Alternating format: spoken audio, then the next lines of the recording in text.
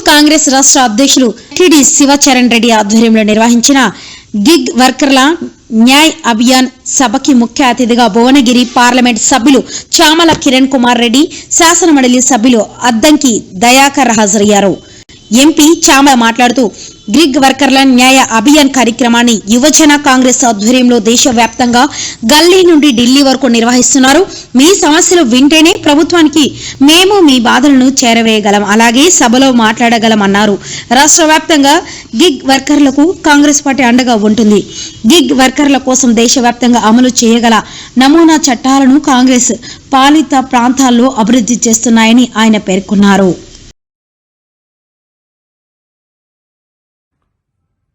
Harish Rao municipal ఎన్నికల దెబ్బకు mind block అయి మతిస్థిమితం కూలిపోయినట్టు. కాబట్టి ఈ సమస్యలన్నింటినీ మనం పరిష్కారం చేయాలంటే ఫస్ట్ ఈ గిగ్ వర్కర్స్ లాస్ట్ ఇక్కడైతే ఏ రాష్ట్రాలలో ఇంప్లిమెంట్ చేస్తుందో ఒకసారి అధ్యయనం చేయాల్సిన అవసరం ఉంది. ఎందుకంటే వేరే మిగతా రాష్ట్రాలలో తెలంగాణ కాకుండా ఇంకో వేరే రాష్ట్రాలలో ఇక్కడ ఈ యొక్క గిగ్ వర్కర్ కి సంబంధించినటువంటి అక్కడ ఉన్న ప్రభుత్వాలు నిర్ణయాలు తీసుకునేవో. ఎందుకంటే ఇప్పుడు పార్లమెంట్ లో కూడా గిగ్ వర్కర్స్ గురించి డెఫినెట్ గా డిస్కషన్ జరిగింది గతంలో కూడా. మళ్ళీ ఈసారి 0 కానీ 377 కానీ మీ దగ్గర నుంచి ఉన్నటువంటి అంశాలు మీరు నాకు మెయిన్ కంప్లైంట్ నాకు సమయం లేదు కాబట్టి ఈ మీటింగ్ తర్వాత బుల్లెట్ పాయింట్స్ మనందరికీ మార్పులు చేయండి. ఏంటి ఇష్యూస్ అని ఆ ఇష్యూస్ ని బట్టి మేము ఏం చేస్తామంటే ఆ ఇష్యూస్ తీసుకొని పార్లమెంట్ లో ఫ్లోర్ మీద మాట్లాడతాం. అవును మరి ఏం చేద్దాం, ఎంతమందికి ఈ భారతదేశంలో యావరేజ్ శాలరీ 15,000 నుంచి 14,000 నుంచి 15,000 యావరేజ్ శాలరీ సంపాదిస్తున్నట్టు రిజిస్టర్ అయింది. అది కూడా గ్యారెంటీ లేదు. ఎందుకంటే ఇప్పుడు ఈ నెల నువ్వు ఉండవా ఉద్యోగం, రేపు ఉంటుందా ఉద్యోగం. మీరు ప్రస్తుతానికి మీకంటూ గ్యారెంటీ ఉండాలి. ఎందుకంటే ఈ రోజు గొప్పలు చెప్పుకుంటున్నటువంటి నా ప్రభుత్వమైనా మేము 10 మందికి ఉద్యోగాలు ఇవ్వాలనుకుంటున్నాం.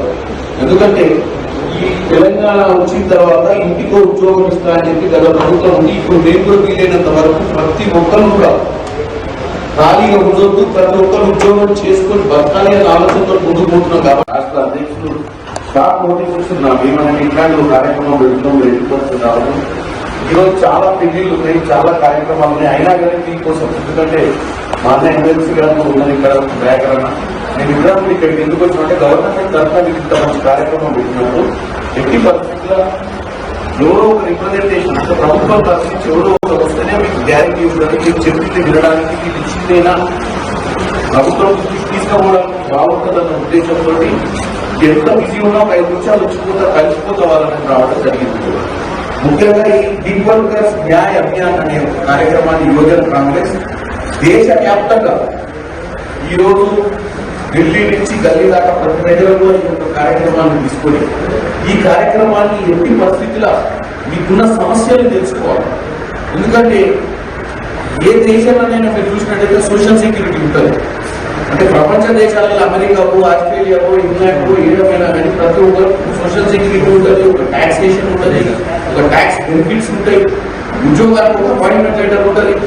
అపాయింట్మెంట్ పెద్ద పెద్ద కంపెనీలు లేకపోతే ఇండియా దేశంలో కూర్చొని ఇక్కడ స్టార్ట్ చేసిన కంపెనీలు మిమ్మల్ని కూడా రిజిస్టర్ చేసుకోమంటారు, ఎండ్ యూజర్ కూడా రిజిస్టర్ చేసుకోమంటారు తప్ప మీకంటూ డైరెక్ట్ గా ఒక అపాయింట్మెంట్ లెటర్ ఇస్తలేరు, మీకంటూ డైరెక్ట్ గా ఒక కమిట్మెంట్ ఇస్తలేరు. మీకంటూ